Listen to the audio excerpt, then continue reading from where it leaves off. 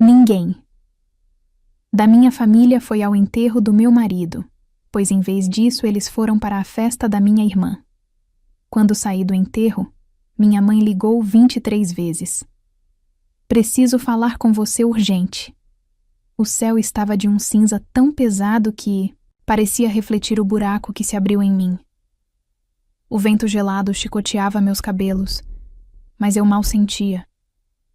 Meus olhos estavam fixos no caixão que descia lentamente, levando consigo o amor da minha vida, meu parceiro, a pessoa que me entendia como ninguém. A terra úmida foi cobrindo tudo, e eu, ali, parada, olhava para os lugares vazios ao meu redor. Ninguém. Não havia ninguém da minha família ali.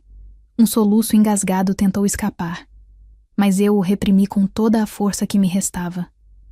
O silêncio do cemitério era cortado apenas pelo barulho abafado da terra sendo jogada e pelos meus próprios pensamentos gritando. Onde eles estavam? Como podiam? A promessa? O juramento de estarem ao meu lado? Tudo virou pó como a vida de quem eu amava. A imagem de seus sorrisos, as conversas bobas, os planos para o futuro, tudo se desfazia diante dos meus olhos, e a solidão era um véu pesado que me envolvia. De repente, um zumbido no meu bolso. Meu celular. Com as mãos trêmulas, peguei o aparelho. A tela acendeu, revelando uma enxurrada de notificações. Era uma rede social. Fotos.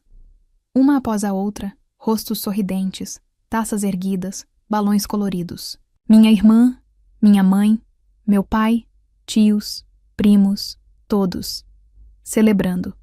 A festa de aniversário da minha irmã, naquele exato momento. Enquanto eu enterrava meu marido, eles riam, brindavam, dançavam. Meu corpo gelou. Era como se tivessem me esfaqueado, novamente.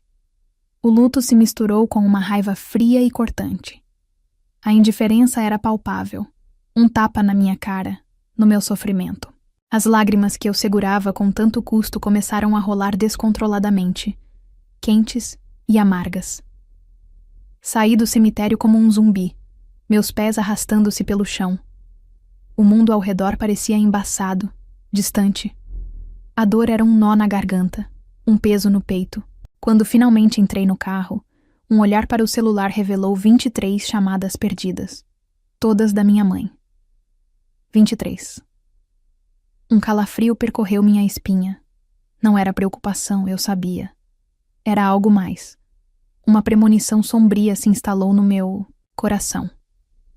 A raiva borbulhava dentro de mim, mas a curiosidade, ou talvez o masoquismo, me fez ligar de volta. O primeiro toque foi atendido.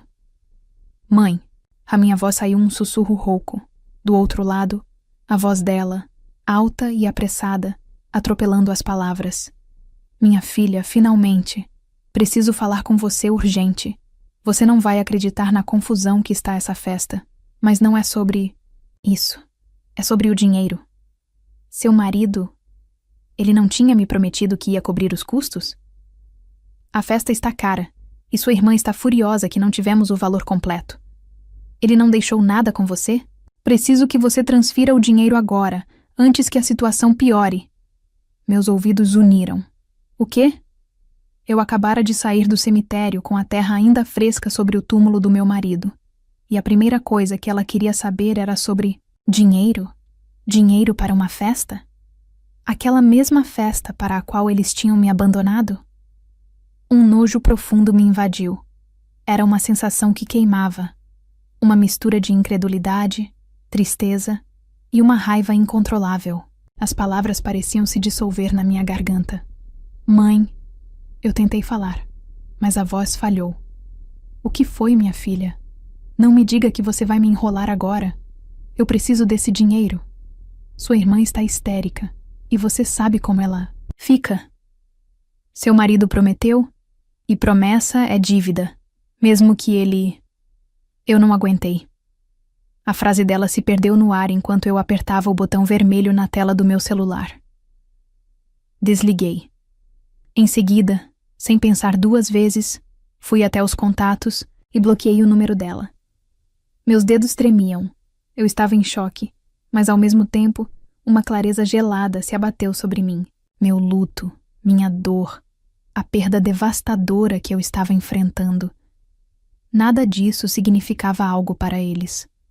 Eu era apenas um meio para um fim. Um canal para o dinheiro que meu marido supostamente devia a eles. O mundo desabou de novo. Mas dessa vez, não pela perda do meu marido, e sim pela perda da minha própria família. A semana que se seguiu ao enterro foi um borrão de silêncio e papelada. Eu me movia pela casa como um fantasma, o eco da voz do meu marido em cada cômodo. A dor ainda estava ali, uma companheira constante, mas a raiva pela minha família tinha se transformado em uma espécie de gelo nas minhas veias.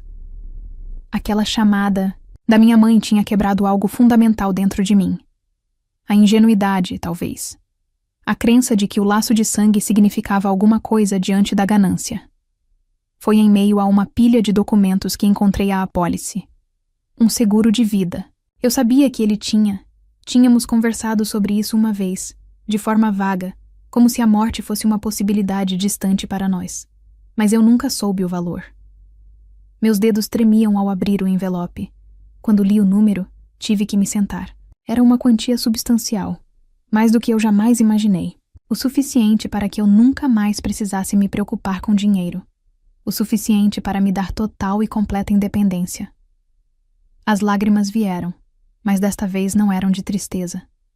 Eram de um alívio profundo, misturado com uma gratidão imensa por aquele homem que, mesmo depois de partir, ainda estava cuidando de mim. Era a liberdade dele para mim. Meu período de paz, no entanto, foi curto. Com o número da minha mãe bloqueado, a próxima a atacar foi minha irmã. As mensagens começaram a chegar, uma após a outra, cada uma mais venenosa que a anterior. Você não atende a mamãe? Onde está o dinheiro que ele prometeu? Eu não acredito que você vai roubar o dinheiro da minha festa. Você arruinou meu aniversário, dizia uma. Todo mundo está comentando como você é egoísta. Nem para pagar o que seu marido devia você serve. Ele teria vergonha de você, acusava outra. Eram como pequenas agulhas, tentando perfurar a armadura de gelo que eu havia criado ao meu redor. Li cada uma delas, sentada no sofá que compramos juntos. Olhei para o porta-retrato na estante, para o sorriso dele, tão cheio de vida. Ele teria vergonha de mim? Não, ele teria vergonha deles, da mesquinhez, da falta de caráter. Ele amava minha irmã, mas detestava a forma como ela e minha mãe viviam de aparências, sempre preocupadas com o que os outros pensavam, com o status, com a próxima festa, o próximo carro, a próxima viagem para exibir nas redes sociais. Foi aí, olhando para o sorriso dele, que a ideia surgiu. Não foi um raio, mas um calor lento que começou a derreter o gelo no meu peito, substituindo-o por uma determinação fria. Eles queriam dinheiro? Eles queriam um show? Pois eu lhes daria um. Mas seria do meu jeito, nos meus termos. Peguei o telefone, não para responder à minha irmã, mas para fazer uma busca. Melhores planejadores de eventos. Anotei alguns nomes e comecei a ligar. Na terceira ligação, encontrei a pessoa certa. Uma mulher com uma voz calma e eficiente. Eu gostaria de organizar um evento, eu disse, minha voz soando mais firme do que eu me sentia. Uma homenagem póstuma ao meu falecido marido. Expliquei o que eu queria, um salão elegante, a melhor comida, música suave. Um evento que exalasse classe e respeito. Um evento para celebrar a vida dele. Para que todos os que realmente o amavam pudessem se despedir de uma forma bonita, já que o enterro tinha sido tão solitário. A planejadora anotou tudo, fazendo perguntas pertinentes. E então eu adicionei o detalhe mais importante. Eu quero que os convites sejam enviados para uma lista bem grande. Falei. Amigos, vizinhos, colegas de trabalho dele e toda a minha família. Toda ela. Principalmente os parentes distantes que minha mãe e minha irmã só veem em ocasiões importantes. Usei uma parte do dinheiro do seguro para pagar por tudo adiantado. Foi o primeiro dinheiro que gastei. E pareceu certo. Pareceu um investimento na memória dele. Os convites foram impressos em papel de alta qualidade, discretos e elegantes. O título dizia: Celebrando uma vida, uma homenagem a um homem inesquecível. Eu não precisei esperar muito. 2 dias depois que os convites foram enviados, meu celular tocou. Era um número desconhecido. Atendi. Era minha mãe. Ela devia ter pego o telefone de outra pessoa. Querida. A voz dela era puro mel, como se nada tivesse acontecido. Recebemos o convite. Que ideia maravilhosa. Uma homenagem. Estamos tão orgulhosas de você por finalmente honrar a memória dele da maneira certa. É claro que eu e sua irmã estaremos lá. Mal podemos esperar. Vai ser uma ótima oportunidade para nos reunirmos. Eu podia quase ouvir os pensamentos dela através da linha. Ela não via uma homenagem. Via uma oportunidade. Um evento público, cheio de pessoas importantes da nossa comunidade. Uma chance para se exibir, para mostrar como somos uma família, unida no luto. E sem dúvida, ela acreditava que seria o palco perfeito para, de alguma forma, me pressionar publicamente a entregar o dinheiro que elas tanto cobiçavam. Mal sabiam elas que o palco estava de fato sendo montado. Mas a peça, que seria encenada, não era a que elas imaginavam. Desliguei o telefone com um sorriso calmo. O primeiro sorriso verdadeiro em semanas. A isca havia sido mordida. O salão era exatamente como eu havia imaginado. Elegante e sóbrio. Grandes arranjos de lírios brancos, as flores favoritas dele, perfumavam o ar. Uma iluminação suave criava uma atmosfera de respeito e calma. Os convidados chegavam em silêncio, me cumprimentando com abraços apertados e palavras de conforto. Eram amigos, colegas de trabalho, vizinhos, pessoas cujas vidas meu marido tinha tocado de alguma forma.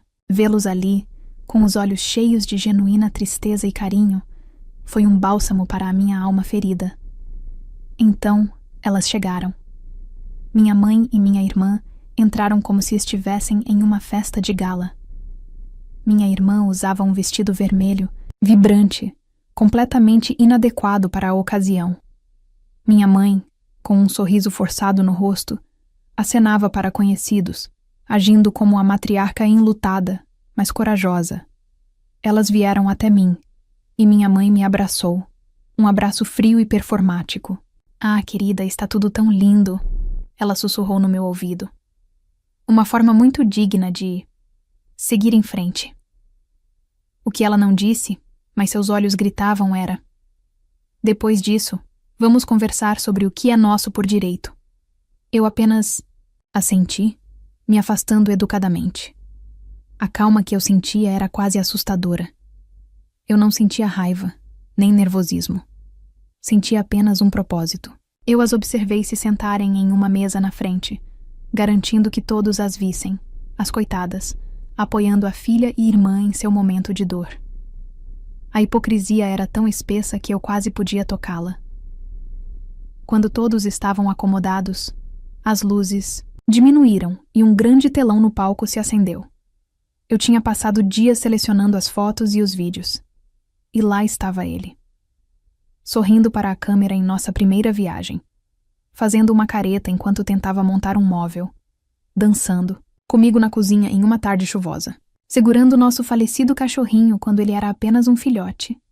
Risadas, momentos de ternura, a vida que construímos juntos. Uma música suave tocava ao fundo. Logo, o som de fungadas podia ser ouvido por todo o salão. As pessoas não estavam apenas tristes. Elas estavam se lembrando, sorrindo através das lágrimas. Era uma celebração, exatamente como eu queria. Quando o vídeo terminou, um silêncio emocionado tomou conta do lugar. A planejadora de eventos me deu um sinal discreto, e eu caminhei até o pequeno palco. Minhas mãos estavam firmes, minha respiração estável. Ajustei o microfone. Boa noite a todos. Comecei, minha voz clara e sem tremores. Eu quero agradecer, do fundo do meu coração, a cada um de vocês por estarem aqui hoje. Ver tantos rostos que amavam meu marido significa o mundo para mim. Ele teria ficado tão feliz em ver todos vocês reunidos. Fiz uma pausa, olhando para a plateia. As últimas semanas foram as mais difíceis da minha vida. E passar pelo funeral sem nenhum familiar direto ao meu lado foi uma dor que eu não consigo descrever. Eu vi os olhares se moverem, confusos, em direção à mesa da minha mãe e da minha irmã. Elas pareceram encolher em suas cadeiras, um rubor começando a subir pelo pescoço da minha mãe. Continuei, sem lhes dar tempo para se recuperarem. Meu marido era o homem mais generoso que eu já conheci.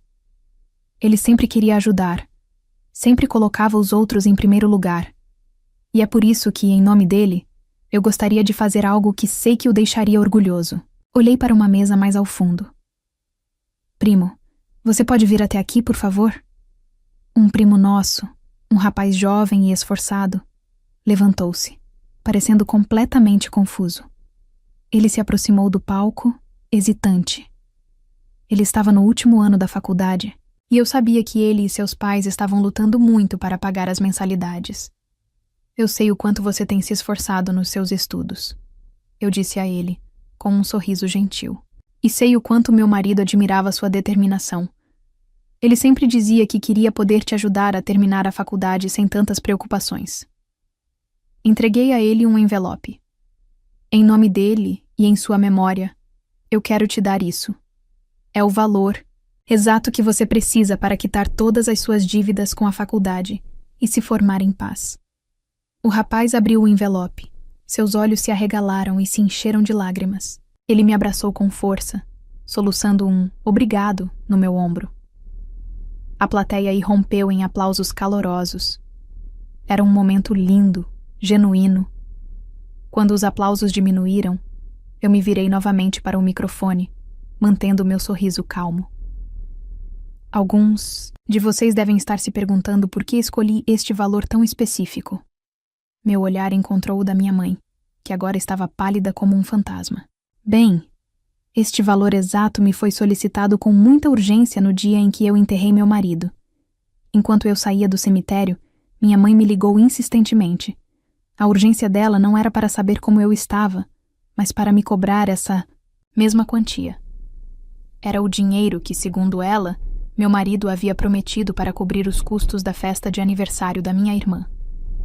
A festa para a qual eles foram, em vez de estarem ao meu lado no enterro. O silêncio que se seguiu foi absoluto, tão profundo que se podia ouvir um alfinete cair. Todos os olhares no salão, antes cheios de simpatia, agora se voltavam para a mesa da minha mãe e da minha irmã com uma expressão de choque e puro desprezo. O queixo delas caiu. Elas estavam presas, expostas sob a luz forte do palco e sob o julgamento de centenas de olhos. O silêncio foi finalmente quebrado, não por murmúrios, mas por uma nova onda de aplausos, desta vez ainda mais alta, direcionada ao meu primo, que ainda estava no palco, chocado. Era a aprovação da minha atitude e a condenação definitiva delas. Minha mãe e minha irmã pareciam duas estátuas de cera, pálidas e imóveis, o horror estampado em seus rostos. O palco estava montado, e a peça, finalmente, terminada. O silêncio no salão durou apenas um momento, mas pareceu uma eternidade. Então, como uma represa que se rompe, os murmúrios começaram. Ninguém olhava para mim. Todos os olhos estavam cravados na minha mãe e na minha irmã. Vi minha irmã se levantar de supetão, o rosto vermelho de fúria e vergonha. Ela puxou o braço da minha mãe, que parecia ter envelhecido 10 anos em 10 segundos.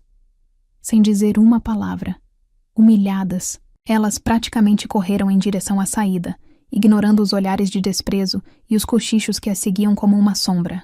O som da porta se fechando atrás delas foi o som mais libertador que eu já ouvi na vida. Depois que elas saíram, uma onda de pessoas veio me abraçar. Parentes distantes, amigos da família, todos diziam a mesma coisa. Nós não tínhamos ideia. Você foi tão corajosa. Seu marido estaria muito orgulhoso. Naquela noite, entendi que eu não estava sozinha. Eu só estava cercada pelas pessoas erradas. Pela primeira vez desde que ele se foi, eu senti uma fagulha de esperança. A comunidade que minha mãe e minha irmã tanto se esforçaram para impressionar, agora conhecia a verdade sobre elas, e o dano à sua preciosa reputação já estava feito. Nos dias seguintes, meu celular, antes silencioso ou cheio de mensagens, de ódio, não parava de vibrar. Eram dezenas de mensagens de apoio. Primos se desculpando por não terem percebido o que estava acontecendo. Tias me oferecendo ajuda e um ombro para chorar. Amigos me convidando para jantar. Era como se a máscara da minha família tivesse caído para todos ao mesmo tempo, e as pessoas finalmente pudessem ver a verdade que eu suportei por tanto tempo. Consequência mais direta, no entanto, veio cerca de 2 semanas depois. Fiquei sabendo por uma prima que a festa de aniversário da minha irmã tinha sido financiada com vários cartões de crédito e empréstimos, tudo na expectativa do dinheiro prometido pelo meu marido. Com essa fonte de renda agora cortada e direcionada para uma causa muito mais nobre, a conta chegou. A pressão dos credores se tornou insuportável. Minha irmã, que vivia para exibir seu status, foi forçada a fazer o impensável: vender o carro de luxo que ela tanto amava e exibia em todas as fotos, o mesmo carro que ela usou para ir à sua festa no dia do enterro do meu marido. Quando soube disso, não senti alegria. Não senti prazer. Senti apenas uma indiferença vazia. A vida delas, os problemas que elas criaram para si mesmas, já não me diziam respeito. Passei mais 1 mês na casa que dividi com meu marido. Arrumei suas coisas com carinho, guardando cada lembrança no meu coração. Mas a cada dia que passava, eu percebia que aquele lugar, antes um santuário de amor, agora também guardava as sombras da traição e da dor. Para honrar a memória dele de verdade, eu não podia ficar presa ao passado. Eu precisava viver o futuro que nós havíamos sonhado juntos. Com o restante do dinheiro do seguro, tomei minha decisão. Coloquei a casa à venda. Vendi em menos de 1 mês, com as malas prontas, contendo apenas o essencial e as memórias mais preciosas. Sentei em frente ao computador. Abri o site de uma companhia aérea e comprei uma passagem. Apenas de ida, para aquele lugar com praias de areia branca e mar azul turquesa que meu marido e eu sempre sonhamos em visitar. O papel de parede do computador dele era uma foto daquele lugar. No dia da viagem, olhei pela janela do avião enquanto a cidade ficava para trás. Eu não estava fugindo. Pela primeira vez na vida, eu estava correndo em direção a mim mesma. A paz que eu encontrei não foi na humilhação da minha família ou na ruína financeira delas. A verdadeira paz veio da minha própria liberdade. A liberdade de chorar sem ser julgada, de sorrir sem sentir culpa, de recomeçar em meus próprios termos. Eu estava finalmente livre da toxicidade que eles representavam. E enquanto o avião subia em direção às nuvens, eu sorri, sentindo o calor do sol no meu rosto. Eu estava sozinha, mas não solitária. Eu estava levando o amor dele comigo, não como uma âncora me prendendo ao passado, mas como velas me impulsionando para um novo horizonte.